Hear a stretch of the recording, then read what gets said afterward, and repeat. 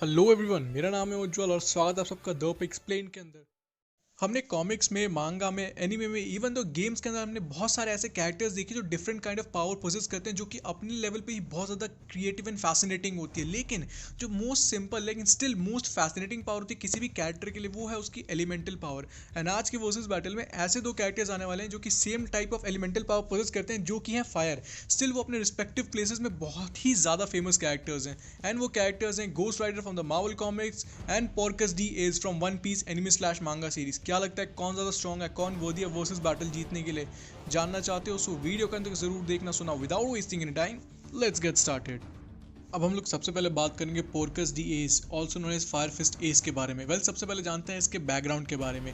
तो Ace is the son of Goldie Roger, also known as the pirate king, and he is the adopted grandson of Monkey D Garp, who is also known as the hero and the strongest soldier of navy, and he is the adopted brother of Monkey D Luffy, who is the main protagonist of One Piece anime slash manga series.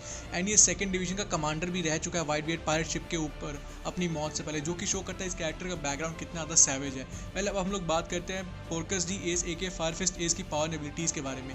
तो fire Fist S ने एक छोटी as से show कर दिया था कि वो सुपर ह्यूमन फिजिक पोजेस करता है, जहाँ पे उसकी ड्यूरेबिलिटी एंड स्ट्रेंथ काफ़ी ज़्यादा है। एंड वो वन ऑफ द प्रोडिजी था इस सीरीज़ के अंदर, क्योंकि उसने एक छोटी एज में ही शो कर दिया था कि वो कॉन्करर्स हाकी यूज़ कर सकता है। एंड फॉर द फैक्ट मैं तुम्हें बता दूं कि वन पीस के अंदर 1 in a million को एक ऐसा कैरेक्टर होता है जो कॉन्कर्स हाकी यूज़ कर सकता है। एंड अब जिसको नहीं पता कॉन्कर्स हाकी क्या होता है, उसके लिए मैं एक ब्रीफ एक्सप्लेनेशन दे दूं। इस अटैक के अंदर तुम अपना विल सामने वाले कैरेक्टर के ऊपर थ्रो कर सकते हो, जिसमें तुम एक ऑरा क्रिएट करते हो जो कि तुम्हारे विल से भरा होता है। अगर सामने वाले कैरेक्टर का विल तुम्हारे विल जितना स्ट्रॉन्ग नहीं है तो वो तुम्हारे विल की वजह से अनकॉन्शियस हो जाएगा। ये होती है कॉन्कर्स हाकी, जो कि शो करता है कि फायर फिस्ट ए से कितना ज़्यादा लेजेंडरी कैरेक्टर था। एंड पैरामाउंट वॉर से पहले वो one of the strongest character था सीरीज के अंदर, जिसमें उसके वो पोजेस करता था एक लोगिया टाइप डेविल फ्रूट जिसका नाम था मेरामोरानोमी और फ्लेम फ्रूट। ये एक एलिमेंटल फ्रूट है जिसमें उसकी बॉडी एक फायर के अंदर ट्रांसफॉर्म हो सकती है, जिस वजह से उसको फायर की पावर मिली थी। सबसे बेसिक पावर बात करें इस फ्रूट की, तो उसके अंदर उसकी बॉडी पूरी फायर की बन चुकी थी, जिस वजह से कोई बुलेट, कोई स्वॉर्ड या फिर कोई कैनन या फिर दुनिया का कोई भी वेपन उसे हर्ट नहीं कर सकता, क्योंकि वो सीधा उसकी बॉडी से पेनिट्रेट हो जाता था, जो कि एक काफ़ी बड़ी स्पेशल ट्रेड है लोगिया टाइप डेविल फ्रूट्स की। यस, उन्हें हर्ट किया जा सकता है हाकी एम्ब्यूडेड वेपन्स के जरिए, लेकिन उसको भी वो कहते हैं स्किप कर लेता है, जो कि शो करता है कि उसका माइंड एंड कॉन्शियस कितना ज़्यादा अच्छा था। इसके अलावा बात करें उसके डेविल फ्रूट पावर्स के बारे में, तो उसकी सबसे बेसिक पावर्स जो आती हैं, जिसमें वो अपने एक फायर फिस्ट पंच की वजह से काफ़ी सारे बड़े बड़े शिप्स को ब्लास्ट कर सकता है इन एन इंस्टेंट। एंड वो एक रैपिड शॉट्स भी ले सकता है फायर बुलेट्स की, जो कि अपने में बहुत ज़्यादा डेडली होते हैं। एंड वो तुम्हारी बॉडी को इन एन इंस्टेंट पेनिट्रेट कर सकते हैं, जो कि बुलेट की स्पीड से ज़्यादा तेज ट्रैवल करते हैं। इसके अलावा वो एक काफ़ी डिफेंसिव बड़ी वॉल क्रिएट कर सकता है फ्लेम की, जिसमें वो इनकमिंग अटैक्स को ब्लॉक कर सकता है। एंड ट्रस्ट में वो वॉल काफ़ी ज़्यादा इफेक्टिव भी होती है। इन सब के अलावा उसकी one of the strongest power जो है उसकी डेविल फ्रूट की, वो ये है कि वो एक काफ़ी बड़ा मैसिव एक ग्रेट फायर बॉल क्रिएट करता है, जो कि इतना ज़्यादा स्ट्रॉन्ग होता है, जो कि एक पूरे आइलैंड को डिस्ट्रॉय करने की कैपेबिलिटी पोजेस करता है। इन सब के बाद हम लोग बात करें फायर फिस्ट एस की फीट्स के बारे में, तो उसने one of the legendary character के साथ फाइट करी है पूरी सीरीज के अंदर, जो कि शो करता है कितना ज़्यादा स्ट्रॉन्ग है। जिसमें सबसे पहले आता है ब्लैक बियर्ड। ब्लैक बियर्ड आज की स्टेट में मेन एंटागनिस्ट है वन पीस का, एंड वो one of the strongest character है। एंड उस कैरेक्टर के साथ टो टू टो जाना अपने में ही काफ़ी बड़ी बात है, क्योंकि बात करें ब्लैक बियर्ड की, तो उसके डार्क फ्रूट की पावर ऐसी है कि वो किसी भी फ्रूट यूज़र को, डेविल फ्रूट यूज़र को टच करता है तो वो उसके डेविल फ्रूट पावर को नलीफाई कर सकता है। एंड स्टिल वैसे कैरेक्टर के साथ बैटल में जाना एंड उसको ऑलमोस्ट इक्वल लेवल की टक्कर देना शो करता है कि कितना ज़्यादा स्ट्रॉन्ग है फायर फिस्ट एस। इसके अलावा उसने वाइस एडमिरल्स तक के साथ फाइट कर रखे पैरामाउंट वॉर में, एंड उसने उनको इक्वल लेवल पर टक्कर दी है, जो कि शो करता है कि वो कितना ज़्यादा स्ट्रॉन्ग कैरेक्टर है। एंड इसके अलावा बात करें तो उसने आइक्यूनू जैसे कैरेक्टर को, जो कि one of the strongest character, one of the strongest vice Admirals था उस पर्टिकुलर टाइम तक, उसको उसने इक्वल लेवल की टक्कर दी थी। इन सब के अलावा बात करें उसकी वीकनेस के बारे में, तो जो कि एक सबसे बेसिक वीकनेस है डेविल फ्रूट यूजर्स की, वो पानी में जाते हैं तो वो स्विम नहीं कर पाते हैं, जो कि सबसे बेसिक वीकनेस है, वही एक उसकी वीकनेस है। एंड इसके अलावा उसकी एक और काफ़ी बड़ी वीकनेस है, वो ये है कि वाइस एडमिरल आइकीजी ने उसको जान से मार दिया था। उसका मेन रीज़न ये था कि जो उसका मैग्मा फ्रूट था, उसका टेम्परेचर फायर फ्रूट से काफ़ी ज़्यादा होता है। तो जब उसने उसको पंच करा तो उस पर्टिकुलर फेस में अगर वो उसको डॉच करना चाहता तो भी नहीं कर पाया, क्योंकि मैग्मा फ्रूट की पावर ने ओवर पावर कर दिया था फायर फ्रूट की पावर को, जो कि एक और वीकनेस है कि अगर सामने वाले कैरेक्टर की फायर पावर उसकी एज की फायर पावर से ज़्यादा गर्म है, मतलब ज़्यादा हॉट है, तो वो उसको ओवर पावर कर सकता है एंड डिफीट कर सकता है। ये एक और उसकी वीकनेस है।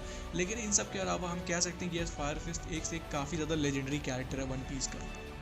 अब हम लोग बात करें घोस्ट राइडर के बारे में। मैं यहाँ पे ज़्यादातर कंट्रोल्ड घोस्ट राइडर की बात नहीं करूँगा क्योंकि वो इतना स्ट्रॉन्ग कैरेक्टर है जो कि वर्ल्ड ब्रेकर हल्क को हराने की कैपेबिलिटी पोजेस करता है।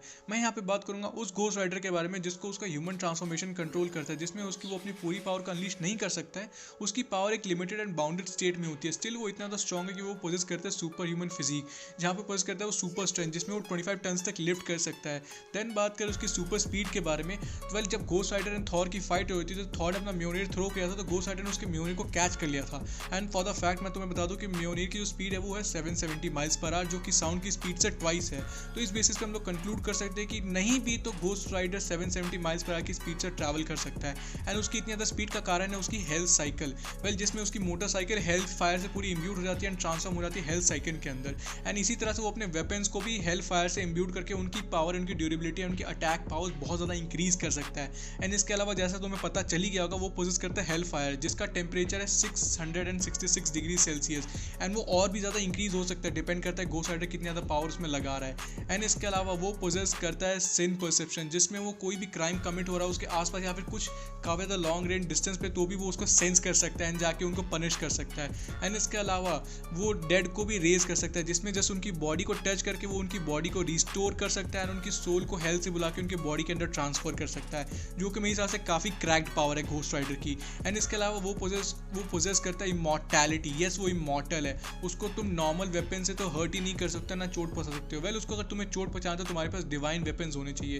इन सब के अलावा यस, घोस्ट राइडर अपने क्लोन्स भी क्रिएट कर सकता है एंड उसके क्लोन्स बने होते हैं हेल फायर से, जिसमें उसको नंबर एडवांटेज तो मिलता ही है, लेकिन अगर तुम उसके क्लोन को डिस्ट्रॉय भी कर देते हो तो वो हेल फायर के द्वारा तुम्हें हर्ट अगेन कर सकता है। एंड उसके अलावा वो पोजेस करता है साइज मैनिपुलेशन, जिसमें अपने साइज को भी ऑल्टर कर सकता है, चाहे तो कितना भी बड़ा कर सकता है। लेकिन जो सबसे डेडली पावर है घोस्ट राइडर की वो है उसकी पेन एंड स्टेयर, जिसके अंदर वो अपने सामने वाले अपोनेंट्स को उसके सारे सिंस को काउंट करके उतना ही ज़्यादा उसे या उससे डबल लेवल पे भी उसे टॉर्चर करता है। ऐसे बहुत ही कम एक्सेप्शनल कैरेक्टर्स है जिन्होंने पेन एंड स्टेयर को रेजिस्ट करा है, जैसे कि पनिशर, डेडपूल या फिर वेनम, जो कि एक एक्सेप्शन है। इनके अलावा ऐसा कोई कैरेक्टर नहीं है जो पेन एंड स्टेयर को रेजिस्ट कर सके। इन सब के ऊपर मैं कह सकता हूँ कि एक्चुअली बहुत ज़्यादा डेडली कैरेक्टर है घोस्ट राइडर। जैसा कि मैंने Ghost Rider and fire faces दोनों की पावर एबिलिटीज काफ़ी अच्छे से आप लोगों को एक्सप्लेन कर दी, तो अब जानते हैं दोनों में से ज़्यादा स्ट्रॉन्ग कौन है। सबसे पहले जानेंगे एस के बारे में कि एस की डेथ का मेन रीज़न क्या था। तो एस की डेथ का मेन रीज़न ये था कि उसको लूफी को प्रोटेक्ट करने के लिए आकीजी के अटैक के सामने आना पड़ा था। एंड हम सबको पता है कि मैग्मा फ्रूट की पावर जो है उसका टेम्परेचर बहुत ज़्यादा, जिस वजह से वो फ्लेम फ्रूट की पावर को ओवर पावर कर सकता है। इसलिए आकीजी एस की बॉडी में छेद कर पाया था अपने पंच के थ्रू। एंड यही सेम कॉन्सेप्ट घोस्ट राइडर के साथ भी जा सकता है कि घोस्ट राइडर पोजेस करता है हेल फायर। एंड हम सबको पता है कि हेल फायर कहीं ना कहीं ज़्यादा सुपीरियर है फ्लेम फ्रूट की पावर से, तो ये सेम कॉन्सेप्ट उसके साथ भी लग सकता है। लेकिन एस इतना स्ट्रॉन्ग कैरेक्टर है, यहाँ पे 1v1 बैटल है, तो एस को फिक्र करने की जरूरत नहीं कि उसको किसी को बचाना है बैटल में, तो एक सिक्योर प्लेस पे जाके फाइट कर सकता है घोस्ट राइडर के साथ एक सर्टेन डिस्टेंस मेंटेन करके। एंड हम सबको पता है एस इतना स्मार्ट कैरेक्टर कि वो घोस्ट राइडर को कहीं ना कहीं इक्वल लेवल की टक्कर भी दे सकता है। लेकिन इन दी एंड इतना मैं समझता हूँ कि घोस्ट राइडर एक इमॉर्टल कैरेक्टर है, वो एक एंटिटी है, वो हेल फायर पोजेस करता है, वो स्ट्रेंथ के बेसिस में भी ज़्यादा स्ट्रॉन्ग है एस से, तो वो कहीं ना कहीं एस को इन दी एंड ओवर पावर कर पाएगा। ये बैटल जाएगा घोस्ट राइडर के फेवर में ही। तो मेरे हिसाब से इस पर्टिकुलर वर्सेस बैटल का विनर है घोस्ट राइडर। सबके अपने डिफरेंट ओपिनियन हो सकते हैं, तो आपको क्या लगता है कमेंट सेक्शन में बताना मत भूलना। अगर वीडियो अच्छी लगी तो मेक श्योर करना कि तुम वीडियो को लाइक करना, शेयर करना, चैनल को सब्सक्राइब करना मत भूलना। Till then bye bye, take care and thanks for watching.